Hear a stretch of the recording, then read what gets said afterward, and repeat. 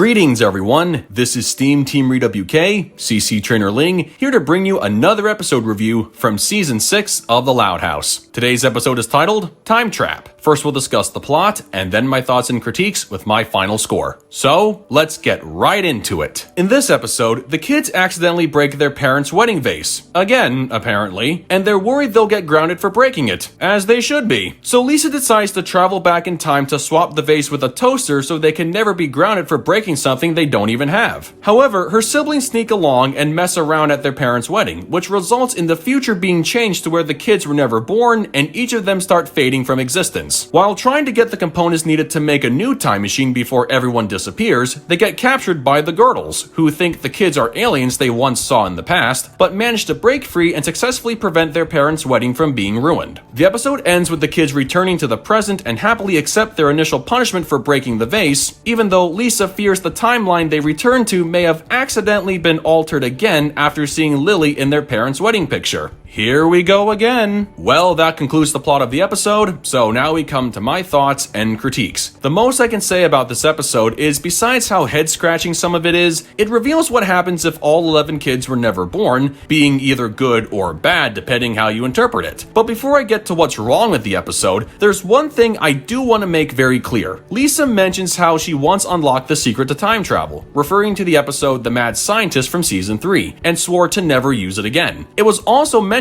for the first time in the episode No Laughing Matter, noting how time travel would have negative bodily consequences if they used Lisa's machine, which were obviously corrected later on. And more recently, Lisa insisted on using time travel at the end of the episode Camped. As you can see, this phenomenon was already established 3 times in the series, and it was originally started under the Chris Savino grounded in reality slice of life era, which is considered by many to be the golden years of the show. So yeah, much like making contact with ghosts and entering someone else's dream to fight nightmares, the latter being very well received from the fans from what I remember, time travel is nothing new to the Loud House universe. It's all fair game by this point in the series, and it would be quite hypocritical to condemn this episode for having the certified genius known as Lisa use time travel and bend reality, and not feel the same way when judging what she did in the episodes The Mad Scientist and Dream a Lily Dream. In other words, if you have no complaints regarding Lisa and her actions in the 2 aforementioned episodes, but then you want to draw the line at time trap by accusing the episode of jumping the shark and say it's not grounded in reality, well, I think you know where I'm going with this. But make no mistake, this doesn't mean I'm totally on board with what this episode did, because even though I accept the series embracing time travel, the episode didn't execute it as efficiently as The Mad Scientist did. The latter episode kept it simple, and the former made a mess of things, mostly because of the kids screwing around. Full disclosure, I'm not a big fan of time travel because I find the concept to be very complex and more often than not very confusing. The most common thing to happen is messing with timelines and creating new ones, and this episode does that 2, technically 3 times. First, there's the one the kids made when they screwed around at their parents' wedding. Then there's the one where Lisa trapped her past siblings in the maintenance closet before they could interfere like she and her siblings did once before, which leaves unanswered questions as to what those kids did when or if they managed to break out of said closet. And finally, there's the timeline where things appeared to have gone back to normal, with the only irregularity being Lily photobombing her parents' wedding picture. Like I said, these instances and more regarding time travel raise a lot of questions that can be too complicated to wrap your head around, and sometimes you have to accept that whatever happens just happens, and maybe it's not worth the time overthinking. Now look, I'm not going to go into a long rant about every complaint I have about time travel, so let's get back to the review while I discuss some of the more noteworthy complaints regarding how time travel was handled in this episode. To start things off, Lynn Jr., of all people, questions if removing the vase from the wedding will affect the fabric of the space-time continuum. Lisa calculated that simply swapping the vase for a mundane toaster would have little impact on the timeline. At the very least, I will give some credit to the writers for not trying to do something incredibly stupid, as in saying the family vase was the sole reason as to why the Loud kids were even born, although a lot of what I just said may in fact be the sole reason as to why the kids exist at all, and I'll get back to that soon enough. Now, just as a quick side note, there must have been at least 2 vases given at the parents' wedding, since one of them got broken in the episode Pets Peeved, but let's not complicate things more than we have to. Speaking of complicating things more than we have to, this is where I have to talk about the kids, and honestly, I did not like most of them in this episode. When it came to the vase, the same one that's been sitting in the background of their living room since the first season, and can somehow be very easily reassembled no matter how many times it gets smashed, they kinda knew they were taking a risk when they were having a mock indoor golf tournament. On the one hand, they never intended to break it. In some cases, they were mere accidents, and the vase being broken as a result of their usual chaos just comes with the territory. But on the other hand, Lynn broke it after she tried to prove she could fit her butt inside it. Not sure if there's some low-key innuendo there, so it's kinda hard to feel bad for some of the kids in some scenarios. Lisa, the only sensible one to a degree, rightfully deserved to call her siblings reckless. Not only did Lana prove her point just before the time jump, but her point was proven even more so when her siblings crashed the wedding after they snuck inside the time-traveling Vanzilla. Speaking of which, how did the kids sneak into the car if Lisa was facing them the whole time? Lincoln said it's because Lisa has terrible peripheral vision, and yet she's wearing glasses. Supposedly the new ones she got after her eye exam from the previous episode, I Can't. Sneaking into the back of Vanzilla would have worked if Lisa was facing away from everyone, but hey, whatever it takes to advance the story, right? Like I said, Lisa was the only smart one to suggest going back in time alone, and things wouldn't have gotten screwed up if her siblings weren't there. Unfortunately, they were there, and the feeling I got from them was the same one I got when I watched how they acted in the episode Sweet and Sour. In other words, just when you thought the kids were just going to help look for the vase and not cause a problem, they ended up mingling with the wedding guests and were causing problem after problem after problem. Remember how minutes ago Lynn said removing the vase from the wedding might cause trouble? Well, there she was, carelessly breaking the other wedding gifts. So much for her earlier concern. Keep in mind how Lisa had zero involvement in what her siblings ultimately did, and how she wasn't the one who caused the wedding cake to go flying. Her siblings' shenanigans ruined the wedding for 2 people who, after seeing what a bunch of kids did on the most important day of their lives, vowed to never have kids of their own. And can you really blame them for making that decision? So yes, most of the kids, minus Lily, who in her defense still doesn't know any better and was never going to throw the cake as we see towards the end of the episode, were as reckless as Lisa said they were, and they created their own conflict. And actually, this raises another interesting question. If Lisa and Lynn both knew what could happen if they messed around in the past, why didn't either one of them suggest traveling back to the exact moment before the wedding was ruined, before the end of the first act? I mean, Lisa outright says the same thing in the second act. That's another one of my complaints when it comes to time travel. Failing to do the most obvious thing when the opportunity is right in front of them, and only just figuring it out once the conflict begins spiraling out of control. Well, hey, anything to make the story more interesting, right? Either way, what was done at the wedding was done, and the kids went back to the present, and that's when the crap was going to hit the proverbial fan. Everything in the time where the Loud Kids were meant to exist was not what it should have been, as is the case in pretty much any time-altering storyline. Their house was completely different both outside and inside, noting the more expensive and cleaner furniture, no pictures of the kids, and how Lola and Lana's bedroom was no longer their bedroom. Basically, their meddling in the past created a timeline where none of them exist, which I would assume are subtle references to the movies It's a Wonderful Life and Back to the Future. I don't know if that was the direction they were aiming for, but it certainly seemed like it based on what the audience was seeing. With them never being born, it shows how some things and people in the future took a turn for the worst, some coming off as confusing, and yet there was some good to come out of them not existing, at least relatively speaking to some characters, but let's break things down one at a time. First off, Chandler remains the same jerkish character he's always been, but without Lincoln being born, Clyde became Chandler's sidekick, and so did everyone else in Lincoln's usual friend group. They all became jerks just like Chandler, and in this timeline they wear the same clothes, but colored a little differently. We also see Flip running a more cleaned up store as a generous, kale-loving, and health food hippie salesman. His new take on life started after Rita's wedding dress got stained because of Lenny. By the way, it should be noted how the Loud's wedding clothes in this episode are similar to what they wore in the Netflix movie, so maybe the film is canon to the series after all. Anyway, it would appear spilled kale was enough for Flip to relinquish his conniving and swindling ways established in A Flipmas Carol and open a beans and greens store.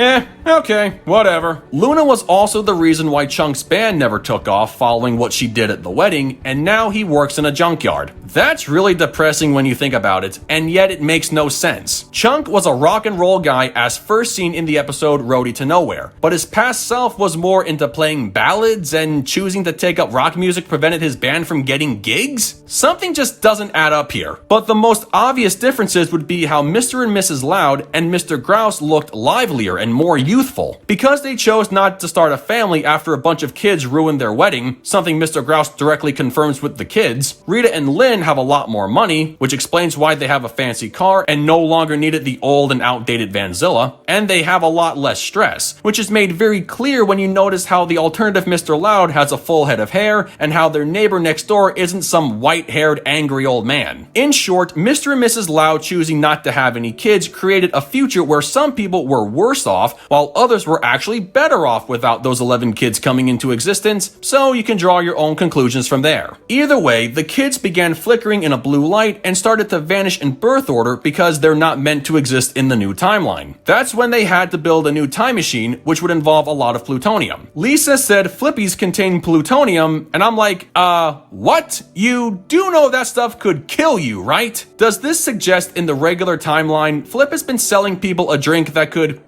destroy your lungs? I find it even more baffling how Mrs. Girdle was able to randomly find plutonium at a garage sale in Ohio. Only in the Loud House can ordinary people get their hands on a dangerous radioactive chemical used for nuclear weapons, and the government is not going to ask any questions whatsoever. But yes, the ever-decreasing group of kids ended up getting captured by the Girdles, who appear to be the only people to have stayed the same whether those kids were born or not. It suggested they always had a fascination with aliens since their younger days, and seeing the kids in the past was all the proof they needed to pursue alien hunting on a full-time basis. So I'll give the writers a point for giving these two a starting foundation to their characters, no matter how crazy that foundation seems to be. Now, despite all the complaints I've made about the episode so far, I'd be lying if I said I didn't enjoy a few things about it. Besides giving Lori some very long overdue screen time, and the story giving off some Wonderful Life and Back to the Future vibes, I also liked how Lucy declined in being freed from her alien capture bubble. She willingly sacrificed herself by keeping the Girdles distracted while Lisa worked on the new time machine. Even if fading from existence was going to be inevitable, the way she delivered her lines as she was flickering just seemed so caring and sweet. As Lisa said, her big sister's sacrifice was not going to be in vain, and she and Lily stopped the wedding from being ruined, or more specifically, prevent the cake from getting wrecked. In fact, Lily's cute little interaction with the people who would eventually become her mom and dad played a role in Rita and Lynn wanting to start a family of their own one day. There's still one more thing that confuses me about the second wedding sequence. When the regular Lisa encounters her past siblings entering the wedding hall, the other Lisa isn't holding the replacement gift. This makes absolutely no sense because the kids were supposed to travel into the past with a toaster to replace the vase so they could fix the recurring problem they had. Does this mean these alternative Loud kids were going through with a plan that wouldn't involve swapping out the vase with a toaster? It's all very confusing. It really is. If the first Lisa had taken the other Lisa's replacement gift and swapped it with the vase like she had planned to all along, this could have saved the wedding from going bad, and it would have brought back all of her siblings as they return to a moment in time where they all exist, but without the vase and the potential of breaking it over and over. It was such an easy ending to write, where everyone could have come out as a winner, but not swapping the wedding gift seems to suggest the vase is what brought those 11 kids into the world, something I alluded to earlier in the video. I understand they wanted to go for a sentimental ending where the kids would rather take their punishment while they learn to appreciate what they have and what they almost lost, but come on. They went through some crazy life-changing adventure and couldn't even get the results they wanted even when the opportunity was right there, meaning they're probably going to break the vase again at some point later on, and therefore suggesting they may not have learned anything during their trip through time and space. And again, there's the visual joke of Lily being spotted in her parents' wedding picture, suggesting the status quo may not be entirely back to normal. So yeah, the final few minutes didn't do it for me, and that's just putting it mildly. solidly. Overall, this episode tried to be more than what it should have been, and it can be summed up in a few phrases: inconsistent storytelling, unnecessary conflict complication, and just utter confusion. From seeing some of the kids complicate a situation when they were outright told they were going to be reckless, to failing to correct the problem the moment the plan was falling apart, with Lisa and Lynn knowing full well what would happen if they screwed around in the past too much, and not to mention being given an underwhelming and questionable payoff because they didn't do the gift swap thing they were supposed to do all along. The episode just feels very unsatisfying as a whole, despite how intriguing the story appeared on the surface. Yeah, the kids fading from existence was dramatic since it was a way to create suspense, and the story taking the Wonderful Life and Back to the Future approach was not exactly a bad thing, but even those positives were not enough to save the episode in the long run, especially when you note the direct discontinuity to characters like Flip, Chunk, and even Lisa, both her regular and alternative self. I don't know if it's just my personal disinterest in time travel and my hang-up about inconsistently neglecting past episode continuity and character history for the sake of creating conflict when so much of it has always been clear as day, and how some of it took place in the same season and or episode, but to me, this is one of those stories I don't think I'll ever truly enjoy. With that said, I give Time Trap a 5.3 out of 10. Well folks, that concludes my review of Time Trap. I'm not sure what else I can say other than if you like this episode or really like time travel, this is one you'll probably want to watch. As for me, this is an episode I would prefer to not watch again, or at least not for a long time. But other than that, as far as this episode goes, what did you guys think of it? Love it? Hate it? Something you would add? Change? Keep it as it is? Let me know in the comments below, and make sure to subscribe to this channel for the latest Loud House content. That's going to do it for me. I'll catch you guys for the next video, but until then, this is SteamTeamRedubUK, CC Trainor-Ling, signing off. Peace out, home slices.